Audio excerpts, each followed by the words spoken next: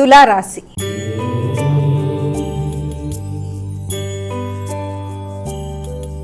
అమ్మ, తులారాశి వారికి ఎలా ఉంది రోజు? తులారాశి వారి విషయాన్ని కనుక మనం తీసుకున్నట్లయితే ముఖ్యంగా తులారాశి వారికి మీ మీద మీకు ఒక నమ్మకం, ఒక చక్కటి కాన్ఫిడెన్స్ తీసుకుని ముందుగా వెళ్ళిపోవడానికి చేసే ప్రయత్నాలు అధికంగా ఉంటాయి. వృత్తిలో అభివృద్ధి కొరకు ప్రయత్నాలు చేస్తారు. వృత్తిపరంగా మంచి వ్యక్తుల యొక్క సహకారాన్ని కోరుకుంటారు. వ్యక్తుల సహకారం అనుకూలంగా ఉంటుంది. అంతేకాకుండా తీసుకునే నిర్ణయాలలో అధిక శాతం మీరు మీ అభివృద్ధి కొరకు తీసుకునే నిర్ణయాలలో మీ వ్యక్తిగత గౌరవం పెంపొందించుకోవడానికి అధికంగా కృషి చేస్తారు. మీ ఆలోచనలు మీకు ఉపయోగపడే విధంగా క్రియేటివ్గా ఆలోచించుకుంటూ ముందుకు వెళ్ళడానికి ప్రయత్నం చేస్తారు. అయితే కూడా మీ యొక్క వృత్తిలో మీ పై అధికారులలో ఏదైనా ఉన్నత స్థాయి స్త్రీలతో సహకారం కానీ సహాయాన్ని కానీ కోరుకున్నప్పుడు కూడా తగిన జాగ్రత్తలతో ముందుకు వెళ్ళడానికి ప్రయత్నం చేయాలి. వృత్తిపరమైన అభివృద్ధి విషయంలో కావచ్చు, లేకపోతే ఇతరుల యొక్క సహకారాన్ని కోరుకున్నప్పుడు కావచ్చు, వీలైనంత వరకు తగిన జాగ్రత్తలతో ముందుకు వెళ్ళడానికి ప్రయత్నం చేయాలి. అనవసరమైన ఘర్షణలకి, వివాదాలకి దూరంగా ఉండాలి.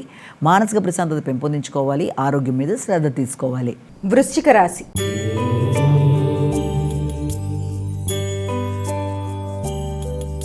అమ్మ, వృశ్చిక రాశి వారికి ఎలా ఉంది రోజు? వృశ్చిక రాశి వారికి దూర ప్రదేశాలకు వెళ్ళడానికి అవకాశం, అంటే ముఖ్యంగా ఏదైనా ప్రయాణాలు, ఒత్తిడి, శ్రమ మొదలైనవి అధికంగా ఉంటాయి.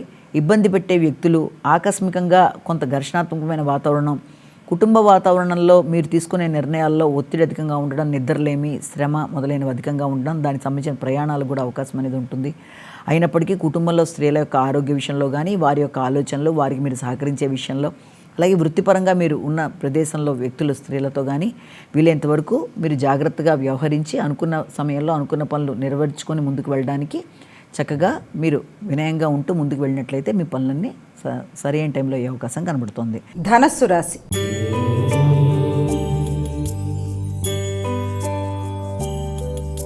అమ్మ, ధనస్సు రాశి వారికి ఎలా ఉంది? ధనస్సు రాశి వాళ్ళకి ఆర్థిక విషయాలు అనుకూలంగా ఉంటాయి. ఆగుతూ వచ్చిన పనులు ముందుకు పెడతాయి. అంతేకాకుండా చిన్ననాటి మిత్రులతో చక్కగా చర్చిస్తారు. దూర ప్రదేశాల ఉండే వ్యక్తుల యొక్క సహకారం బాగుంటుంది. మానసిక ప్రశాంతత పెరుగుతుంది. ఆశించిన పనులలో విజయం సాధించడానికి, ఆత్మీయుల కొరకు ధనాన్ని ఖర్చు పెట్టడానికి అవకాశం అధికంగా ఉంది. అలాగే విందు వినోదాల్లో పాల్గొంటారు. మానసిక ప్రశాంతత పెరుగుతుంది.